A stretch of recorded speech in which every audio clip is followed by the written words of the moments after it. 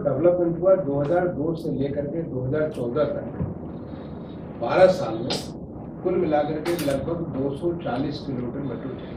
240 kilometre 12 साल में, यानी कि 20 किलोमीटर हर साल तक बनी। और वो चली कहाँ पे? दिल्ली में चली, थोड़ा सा बेंगलोर में स्टार्ट हुआ, थोड़ा बम्बई में स्टार्ट हुआ, थोड़ा चेन्नई में स्टार्ट हुआ और कलकत्ता में। 5 शहर में, पूरे देश के केवल 5 शहर में मेट्रो आई और 240 किलोमीटर मेट्रो चल रहा है। मेट्रो बहुत तेजी से डेवलप करना चालू की 2014 के बाद, जब प्रधानमंत्री मोदी जी आए उसके बाद मेट्रो का विकास आप समझिए कि बहुत तेजी से शुरुआत हुआ 2014 से। और आज करीब 725 किलोमीटर मेट्रो, 725 किलोमीटर मेट्रो पूरे देश के 18 शहरों में चल रही है। जो केवल 5 शहर में 240 था, आज 18 शहरों में 725 किलोमीटर मेट्रो चल रही है। और वही नहीं, बल्कि 1060 किलोमीटर मेट्रो पे इसमें काम चल रहा है। मैंने 725 पे तो चल ही रहा है, 1060 किलोमीटर 1058 किलोमीटर पे आज काम चल रहा पूरे देश में। यानी जब ये सब जोड़ देंगे तो आप समझिएगा 1800 किलोमीटर ज़्यादा मेट्रो हमारी 2025-26 तक चालू हो जाएगी पूरे देश में। एक बहुत क्रांति होगी। और वही नहीं, बल्कि अभी जो काम चल रहा है 27 शहरों से, मैंने 18 नहीं, 18 से बढ़ के 27 हो गया। और अभी हमने जो लक्ष्य रखा है आने वाले समय के लिए, हम अगले 2 साल के भीतर, 2-2.5 साल के भीतर हम 50 शहरों तक ले जाएंगे। मैंने अगले 2025 तक 50 शहर में ये मेट्रो जाएगी। और कैसे जाएगी?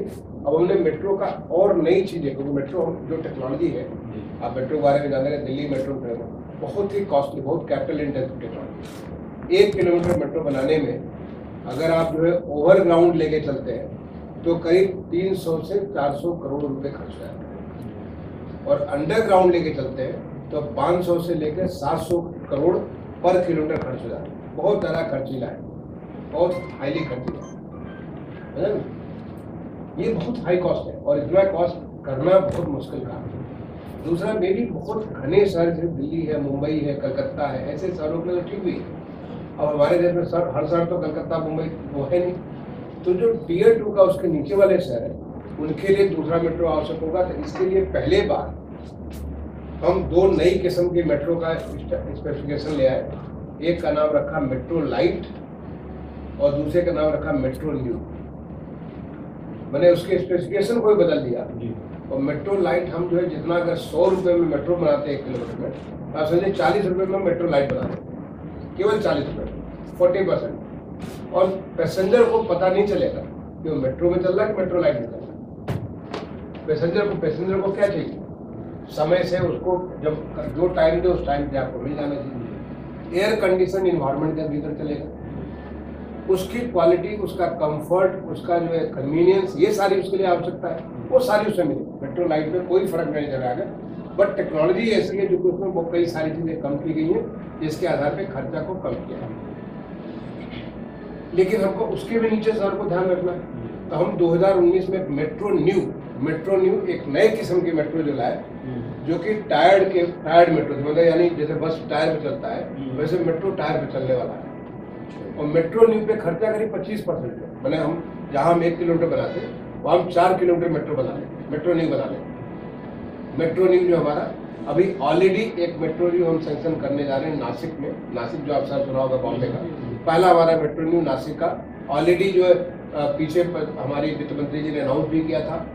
अभी हमारा ऑलरेडी उसका जो है जो फाइनेंस का अप्रूवल होता हो चुका है, अब कैबिनेट में जा रहा है। मैं समझता हूँ बहुत जल्दी मेट्रो न्यू जो है पहला मेट्रो न्यू नासिक के लिए सैंक्शन होता है। मेट्रो लाइट कई जगह के लिए अभी प्रपोजल इसमें कंसिडरेशन में।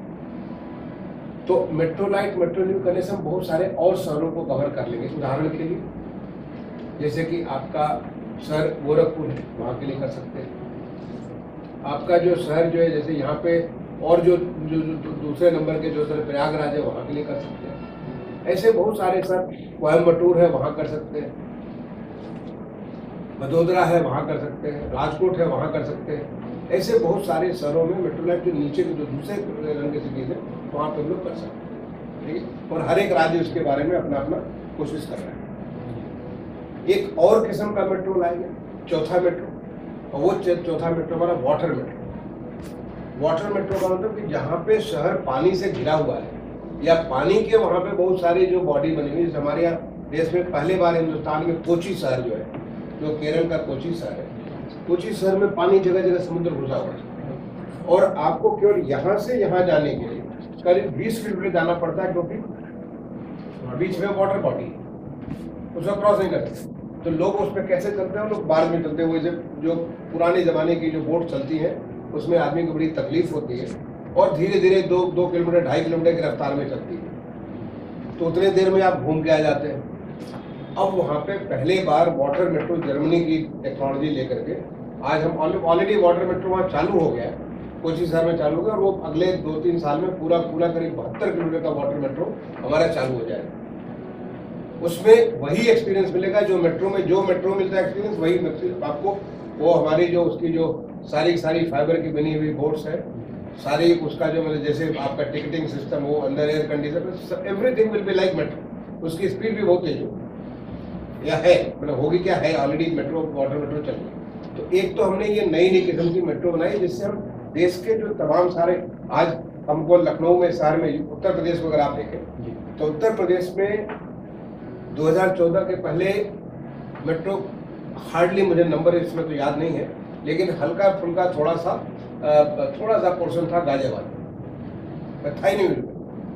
आज उत्तर प्रदेश में लखनऊ में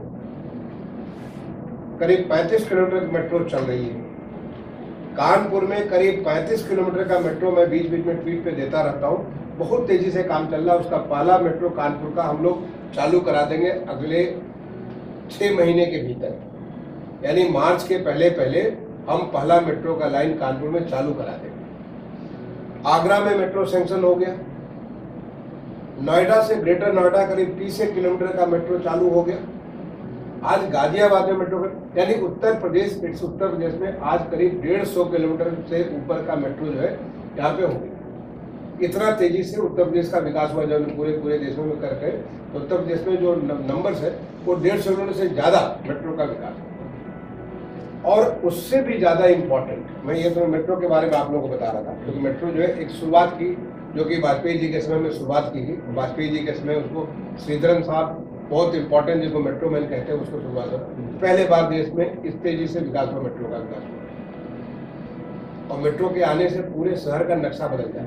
जिस शहर में, जैसे आज लखनऊ में मेट्रो आने से लखनऊ का नक्शा बदल, कानपुर में आ जाएगा, आगरा में आ जाएगा, पूरा वहाँ के बारे में परसेप्शन लोगों का, जैसे एयरपोर्ट आ जाता वैसे मेट्रो चेंज हो जाता।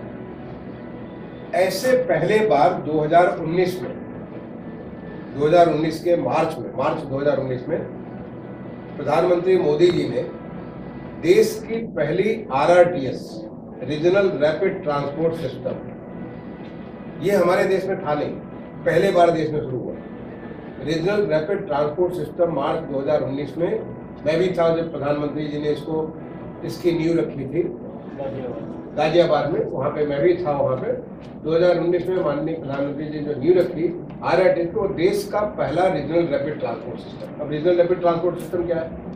मेट्रो सिस्टम जो होता है वो एक शहर के भीतर लोगों को तेजी से कनेक्टिविटी देता है, एक जगह से दूसरे जगह जाने के लिए, लेकिन एक शहर से उस रीजन के शहरों को कनेक्ट करने के लिए रीजनल रैपिड ट्रांसपोर्ट होता है। और ऐसा दुनिया के तमाम देशों में, आप न्यूयॉर्क जाइए, एम्स्टर्डम जाइए, लंदन जाइए, टोक्यो जाइए, सभी शहरों में इस प्रकार के रीजनल रैपिड ट्रांसपोर्ट सिस्टम है। मैड्रिड जाइए, बार्सिलोना, सभी जगह। हमारे देश में नहीं। आज दिल्ली से अगर कोई मेरठ आना चाहे तो 3 से 4 घंटे लगते हैं, 3 से 4 घंटे। अब आप कहिए कि वहाँ हमारा तो पूरा एकदम बहुत तेज एक्सप्रेसवे बन गया तो बड़ी तेजी से आप आ जाएंगे, लेकिन एक्सप्रेसवे बनने के बावजूद भी आप उतना ही मतलब जो लगेगा, एक्सप्रेसवे बनता है लॉन्ग डिस्टेंस के लिए। अगर आप दिल्ली से मेरठ आने के लिए बीच में जो तमाम सारे शहर हैं, मोदी नगर शहर है आपका जो लोनी पड़ता है, मुरादनगर शहर है, गाजियाबाद शहर है, आपको इस छोटे छोटे जगह जाने के लिए अगर आप उस तेजी से जाएंगे आपको इस बात फायदा नहीं मिलेगा। प्लस दूसरा ये कि वो शहर के बाहर निकलता है, आपको शहर से कनेक्ट नहीं होता। लेकिन हमारा जो रीजनल रैपिड ट्रांसपोर्ट जो आ जाएगा दिल्ली से मेरठ, इतना समझिए कितना बड़ा ट्रांसफॉर्मेशन आप लोग सोच नहीं सकते। मैं कहूँगा कि आप लोग इस बात को रिपोर्ट के लिए सोचिए। अगर दिल्ली से मेरठ की यात्रा अगर हम आपको 45 मिनट में करा दें तो कोई दिल्ली क्यों रहेगा? इतनी महंगी जगह पे कोई क्यों रहेगा? आप सोचिए, इसके बीच में 14 स्टेशन है, 14 स्टेशन है रीजनल रैपिड ट्रांसपोर्ट के। 14 स्टेशन पे रुकते हुए गाड़ी, हर एक स्टेशन में रुकते हुए केवल 51 मिनट में पहुंच जाएगी। 51 मिनट हर स्टेशन पे रुकेगी और 51 मिनट पहुंच जाएगी। आज दिल्ली से मेरठ कोई 51 मिनट कोई और तरीके से पहुंच सकता है? हवाई जहाज से भी नहीं पहुंच पाएगा, आप हवाई जहाज से भी जाकर के नहीं पहुंच सकते। बाकी आप जो एक्सप्रेस वे तो आप दूसरी छोड़ दीजिए, आप अपने घर से सीधे बैठेंगे मेट्रो, आप RRTS से बैठेंगे और उसको बैठ करके दिल्ली तक आप सीधे 51 मिनट पहुंच जाएंगे और इतने स्टेशन रुके हुए। तो इसका फायदा क्या हुआ?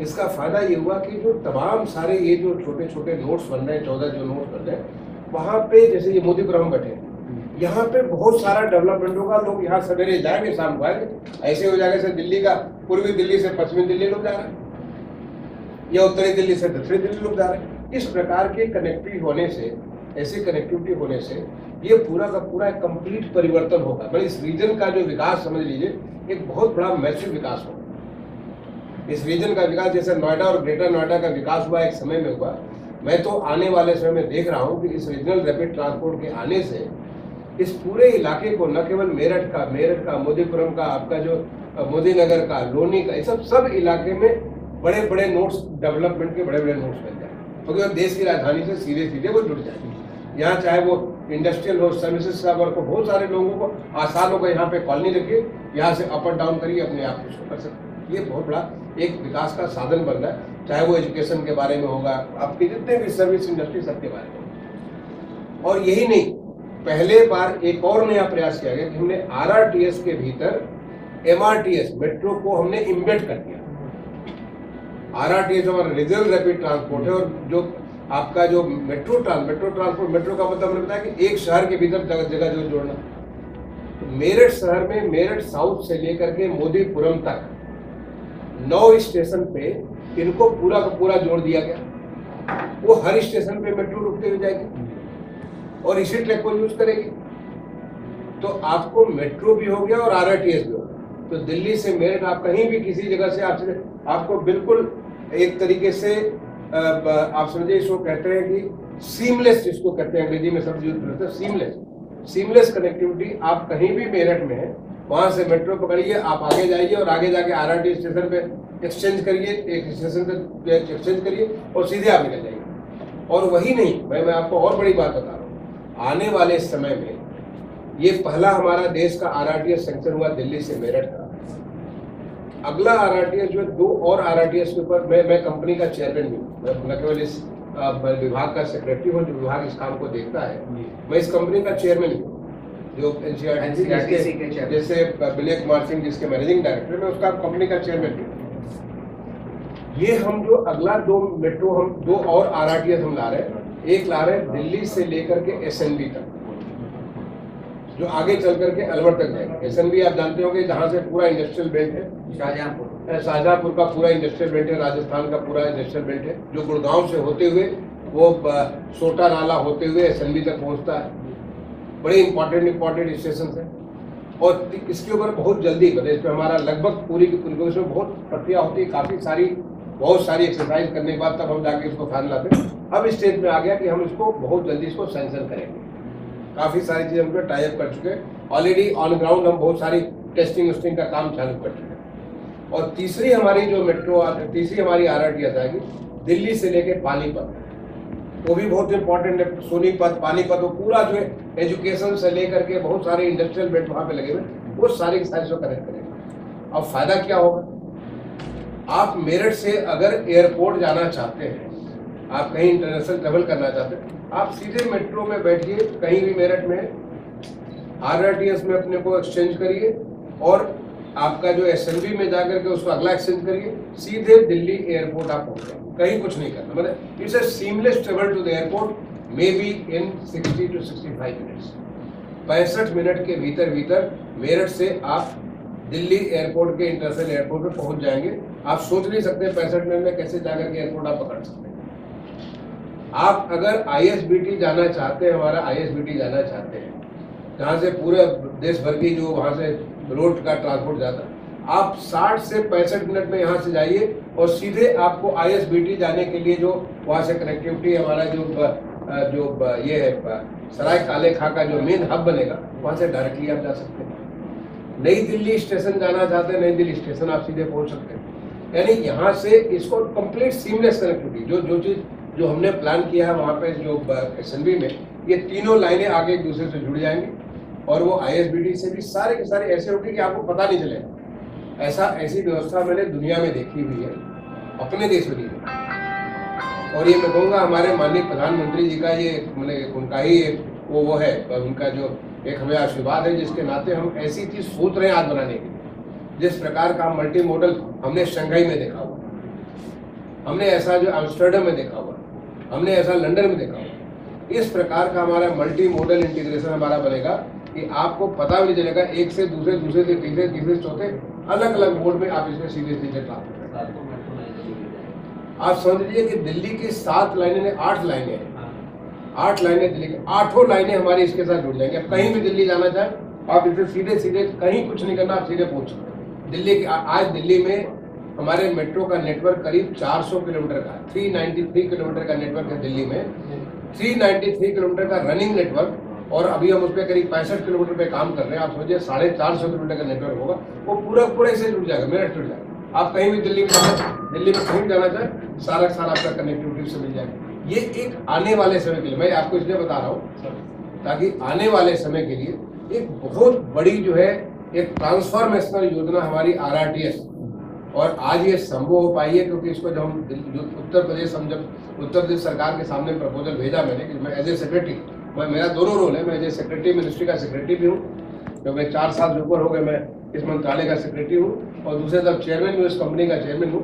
जब मैंने उत्तर प्रदेश सरकार को, दिल्ली सरकार को भेजा, दिल्ली सरकार का अभी भी मुझे अप्रूवल नहीं मिला, लेकिन उत्तर प्रदेश सरकार के अप्रूवल मुझे विदिन, मैं थैंक्स टू मैं कहूँगा हमारे माननीय मुख्यमंत्री जी योगी जी को कहूँगा कि हमने ये प्रपोजल भेजा और 3 महीने के भीतर कैबिनेट का अप्रूवल होकर के मिल गया, और पूरा पैसे आने में कहीं कोई तकलीफ नहीं, लगातार उनका पैसा आ रहा, क्योंकि ये दोनों भारत सरकार, राज्य सरकार की सहायता से स्कीम बन रही है।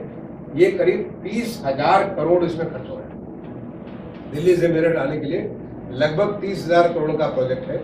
और इस प्रोजेक्ट के ऊपर जो है हमारा $1 बिलियन हमारा ADB का जो लोन है, ADB एशियन डेवलपमेंट बैंक का हमारा लोन ऑलरेडी सैंक्शन है। इस पे $500 मिलियन हमारा NDB का जो है NDB का लोन है, और $500 मिलियन हमारा इस पे AIB जो है, क्या बोलते हैं, Asian infrastructure investment bank AIIB, उनका लोन है। यानी $2 बिलियन का इसका लोन भी हमने पूरा सैंक्शन करा लिया। ये सारे के सारे उनके साथ हमारा निगोशिएशन होता है, ये सारे निगोशिएशन के बाद ये सारी चीजें टाइड अप है, पैसे की कोई दिक्कत नहीं। भारत सरकार का जहाँ तक सवाल है, भारत सरकार की तरफ से फंडिंग का कोई दिक्कत नहीं है, उनकी पूरी फंडिंग इसको कर रहे हैं। और इसी का नतीजा है कि आप देख रहे हैं कि जिस तेजी से काम चल रहा है, जिस तेजी अगर आप सोच भी नहीं सकते कि 2019 में माननीय प्रधानमंत्री जी ने नींव रखी हो, और आज हम इस हालत में कि हम कह सकते हैं कि 2022 में हम पहला RRTS, देश का पहला RRTS माननीय प्रधानमंत्री जी से उसका उद्घाटन करवा देंगे 2022 में हम 17 किलोमीटर जो है आपका जो है स्टार्टिंग फ्रॉम साहिबाबाद से लेकर के ये दुहाई तक, ये हम पहला 17 किलोमीटर का जो RRTS इसको चालू करा देंगे। और मैं रिक्वेस्ट करूंगा हमारे माननीय प्रधानमंत्री, उनके आशीर्वाद के बगैर संभव नहीं है, 2022 के दिसंबर में हम इसको चालू कराएंगे, क्योंकि 2022 का साल हमारे लिए बहुत महत्वपूर्ण साल है।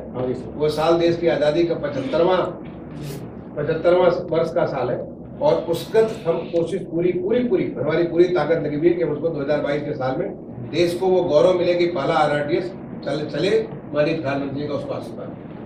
और हमारी यही कोशिश होगी कि अगले साल, अगले 1 साल के भीतर मेरठ तक लोगों को RRTS से कनेक्ट करें, यानी 2023 के दिसंबर तक या 2024 के मार्च तक। ये मेरा पूरी कोशिश होगा कि 2023 दिसंबर तक, नहीं तो 2024 मार्च तक तो 100% मेरठ तक हम इसको RRTS से कनेक्ट करेंगे, और 2025 में मार्च तक तो हम पूरा कंप्लीट इसको लाइन पे चलाएंगे, पूरी लाइन पे चलाएंगे। मेट्रो भी RRTS में पूरी हम चला देंगे, 2025 मार्च तक पूरी चला देंगे। ये काम करने के लिए मैं आपको बता दूं, दुनिया की बेस्ट टेक्नोलॉजी आपके RRTS में आज जो काम हो रहा है, दुनिया की बेस्ट अवेलेबल टेक्नोलॉजी हम इसको यूज कर रहे हैं हर चीज के बारे में। हमारा ऑलरेडी इसका जो जो जो कोच आने हैं, ये कोच हमारे ऑलरेडी इसको अप्रूव हो चुके हैं। मैंने कोच हमारे आ रहे हैं, इनसे क्या करते हैं,